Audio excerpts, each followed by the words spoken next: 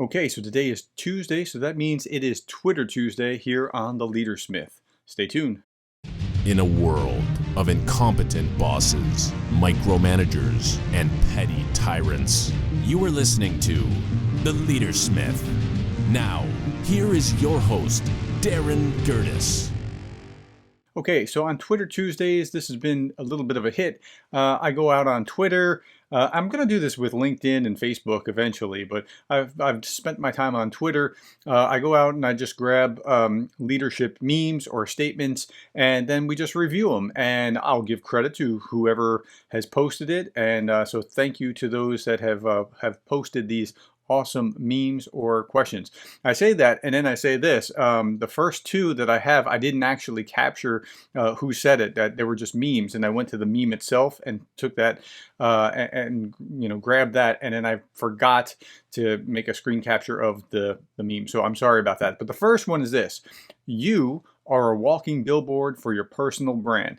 And that is exactly true. If you're in any leadership position, you are the person that we're looking to for the brand. And so if you're doing X, then we are expecting that the brand is X. And if we're doing Y, same thing.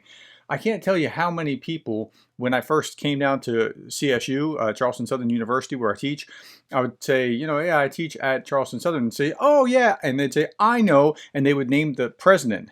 And I'm like, whoa, this guy, he's like everywhere or something. Now, so you are the walking billboard for your brand. It's kind of along the lines of, when you're in a leadership position, you're in a fishbowl. That's right. Everything that you do, people are seeing. So be very careful with that. Okay, let's look at the next one. Again, the first two, I'm so sorry, but I did not capture the to be able to cite who it came from. So here's number two. A man's own character is the arbiter of his fortune, said Publius Syrus. Yeah, that's true. Your character, there's a lot of leadership. There's a lot of excellent leaders who talk, and you can see quotes if you know where to look for about this, where they talk about how character is so fundamental to leadership, and it really, really is so fundamental to leadership. I can't stress that enough. A man's own character is the arbiter of his fortune. So you might be able to fool people momentarily, but if you want to be long-term successful, don't be short-term greedy, be long-term greedy, have good character, deal with people appropriately, take care of them, and they'll take care of you.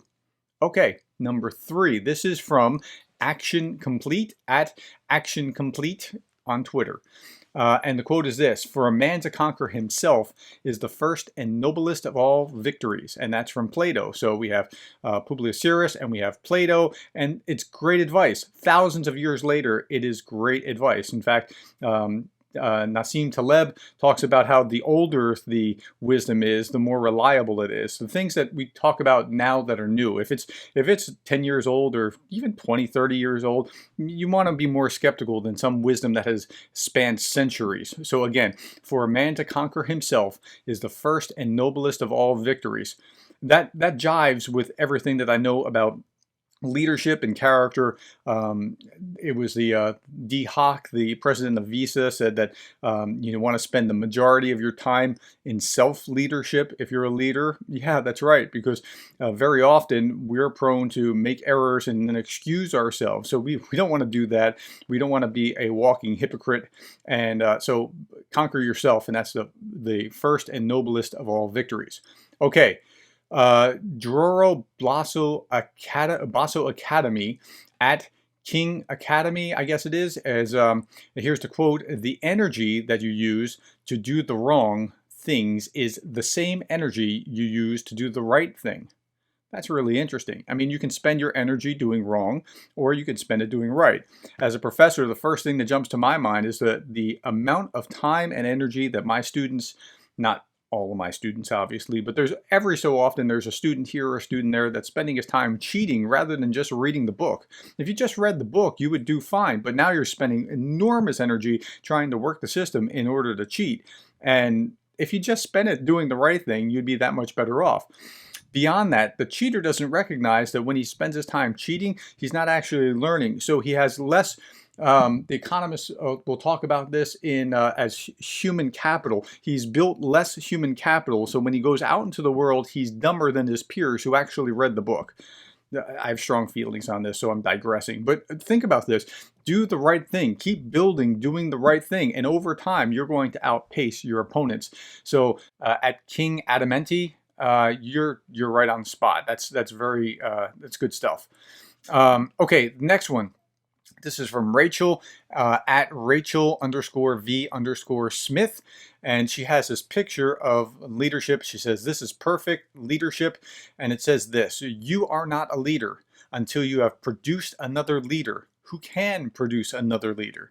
I love that. I mean, Rachel, you're spot on. That's right. A lot of people think they're leaders just because they make a statement or gave a speech. Like in a Hollywood movie, like the leader, he gives a speech and that just riles everybody up. No, I mean that might be part and parcel of leadership, but it's only a small fraction. It's incomplete. Sometimes we think we're a leader because we said something. You're still not necessarily a leader. You're not a leader until people are following you. And once people are following you, then you can claim leadership. Even in an organization, I would say that you're not really a leader. You might be a boss, you might be a manager, you might have a position of authority, but you're not a leader until people are willingly following you.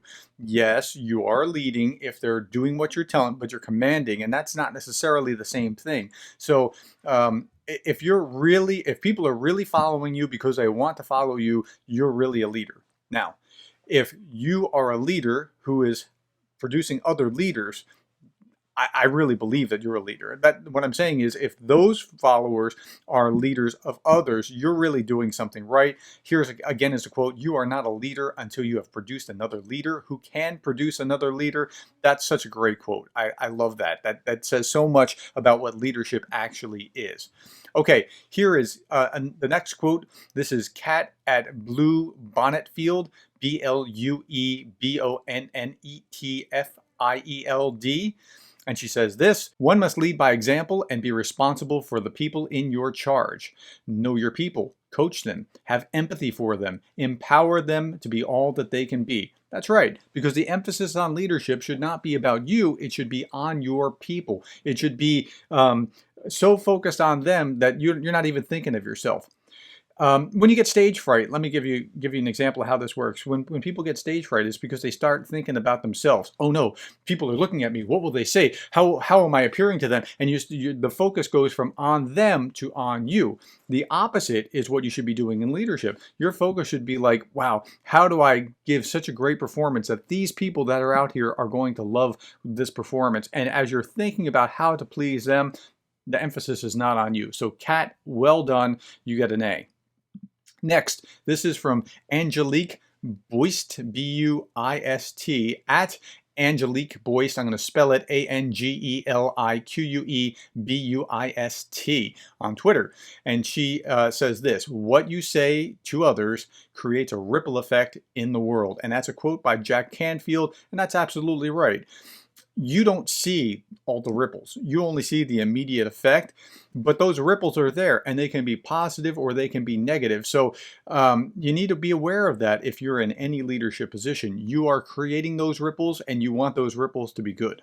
Okay, the next one is another quote, and this one's by Lolly Daskell. And I quoted Lolly Daskell in the last one, but the quoter is Raymond Brown, at Raymond Brown, and he has leadership tip, quote, "If you don't know something, admit it." Lolly Daskell. Now that's great advice, because very often what leaders try to do is try to pretend like they know everything, and we know you don't know everything. So when you pretend that you know everything, it's like you're telling us that we're stupid. So please don't do that. Just if you don't know something, admit it, come clean, ask for help, show us that you're human and vulnerable, because you are human and vulnerable. And when you try to pretend that you're not, you do a couple of things. One, again, you make us think that you think we're stupid. Two, you cut yourself off from knowledge that you could have had if you only asked. And three, we want to help you succeed. We want to make you be successful, because our success is tied to your success. So help us help you.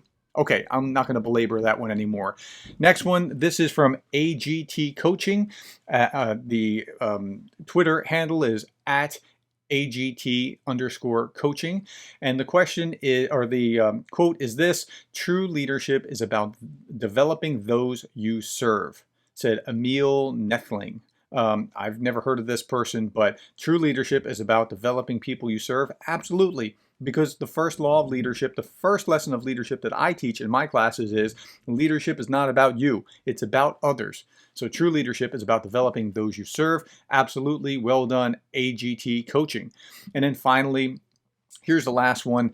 It is from Kip M. Nipple Esquire at KIPKNIPPEL. And the quote is this, and this is not attributed, so I'm assuming that this is his own statement. Quote, having a personality of caring about people is important. You can't be a good leader unless you generally like people. That's how you bring out the best in them. And I think that's right. I mean, I think it's very hard to be a good leader when you're suspicious of them or you distrust them. That's what micromanagement is all about, or you just don't like being around people. Any of those scenarios are going to create a bad scenario for your leadership. So just learn to, I mean, there are books that, and I show some of these in class where they're talking about leadership is essentially love. If you simply love the people that you're in charge of, that you care about, I mean, you really just care, you double down on that caring, a lot of things go right in leadership. Okay, so my time is over for today. That is Twitter Tuesday. Thank you for your time. I hope those quotes will help you, give you some food for thought and help you become the kind of leader that you want to follow. Thanks.